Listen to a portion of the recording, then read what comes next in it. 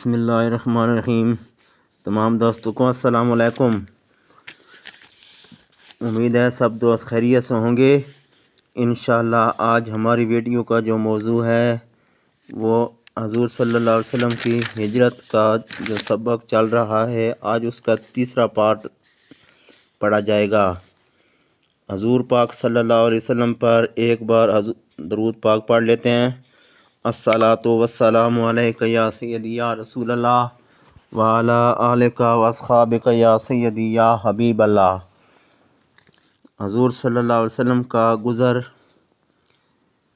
قدید ہی میں سے سہ شنبہ کو دوپہر کے وقت معبد عتیقہ بنت خالد خزیعہ کے ہاں گزر ہوا۔ معبد کی قوم قحط زدہ تھی۔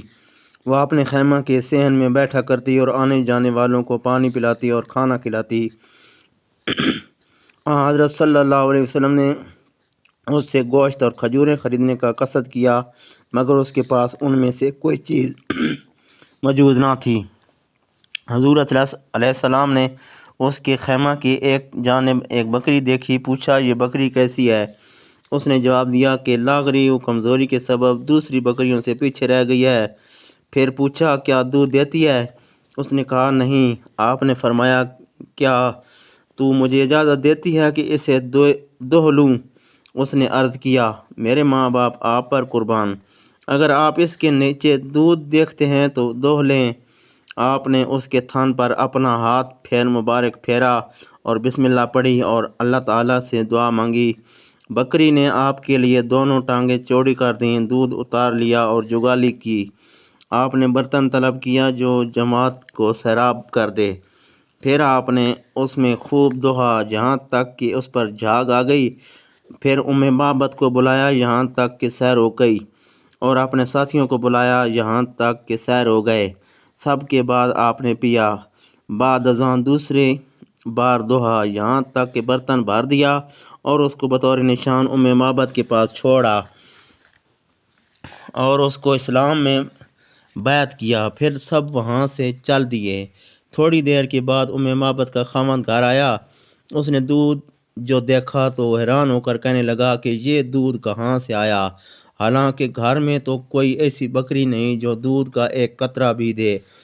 معبد نے جواب دیا کہ ایک مبارک شخص آیا تھا کہ جس کا حلیہ شریف ایسا تھا۔ وہ بولا وہی تو قریش کے سردار ہیں جن کا چرچا ہو رہا ہے۔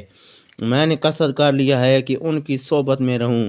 جب مدینہ کے قریب موضع لخیم میں پہنچے جو رابغ جحفہ کے درمیان ہے تو بریدہ اسلمی قبیلہ بنی سہم کے 70 سوار لے کر حصول انعام کی امید پر حضرت صلی اللہ علیہ وسلم کو گرفتار کرنے آیا۔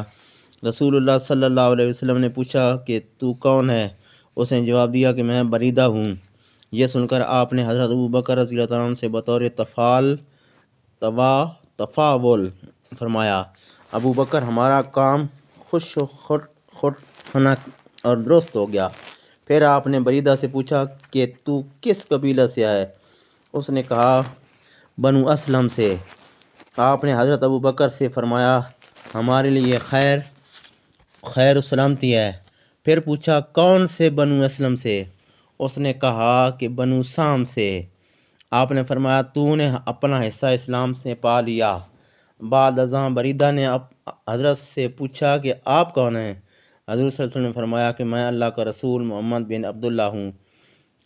بریدہ نے نام مبارک سن کر کلمہ شہادت پڑھا اور مسلمان ہو گیا۔ جو سوار بریدہ کے ساتھ تھے وہ بھی مشرف با اسلام ہوئے۔ بریدہ نے عرض کیا یا رسول اللہ صلی اللہ علیہ وسلم، مدینہ میں آپ کا داخلہ جھنڈے کے ساتھ ہونا چاہیے۔ پس اپنا امامہ سر سے اتار کر نیزے پر باندھ لیا اور حضرت کے آگے روانہ ہوا۔ پھر عرض کیا یا رسول اللہ صلی اللہ علیہ وسلم، آپ کس کے ہاں اتریں گے؟ فرمایا یہ میرا ناکا معمور ہے، جہاں یہ بیٹھ جائے گا وہی میرا منزل ہے۔ بریدہ نے کہا الحمدللہ کہ بنو سہم بطوح اور رغوت مسلمان ہو گئے۔ رسول اللہ صلی اللہ علیہ وسلم کی تشریف آوری کی خبر مدینہ پہنچ چکی تھی۔ لوگ ہر روز صبح کو شہر سے نکل کر ہیرا میں جمع ہو جاتے، انتظار کرتے جب دوپہر ہو جاتی تو واپس چلے جاتے ہیں۔ ایک دن انتظار کر کے لوگ گھروں میں واپس جا چکے تھے کہ ایک یہودی نے ایک قلعہ پر سے کسی مطلب کے لیے نظر دوڑائی۔ اسے رسول اللہ صلی اللہ علیہ وسلم اور آپ کی ہمراہی سفید لباس میں پہنے یہ نظر آ پڑے جو سراب کے آگے حائل تھے۔ وہ یہودی نہایت زور سے بے ساختہ پکار اٹھا، اے معاشر عربو، لو تمہارا مقصود جس کا تم انتظار کر رہے تھے وہ آ گیا۔ یہ سن کر مسلمانوں نے فوراً ہتھیار لگا کر حرا قبا کے عقب میں رسول اللہ صلی اللہ علیہ وسلم کا استقبال کیا اور اظہار مسرت کے لیے نعرہ تکبیر بلند کیا، جس کی آواز بنی عمرو بن عوف میں پہنچی۔ یہ قبیلہ موضع قبا میں جو مدینہ سے جنوب کی طرف 2 میل کے فاصلے پر آباد تھا، اس خاندان کا سردار کلثوم بن عدم انصاری اوسی تھا۔ اس سے پہلے اکثر اکابر صحابہ اسی کے ہاں اترے تھے۔ حضور صلی اللہ علیہ وسلم نے بھی اس کو شرف نزول بخشا۔ انشاءاللہ اگلی ویڈیو میں ہوگی ہجرت کا پہلا سال۔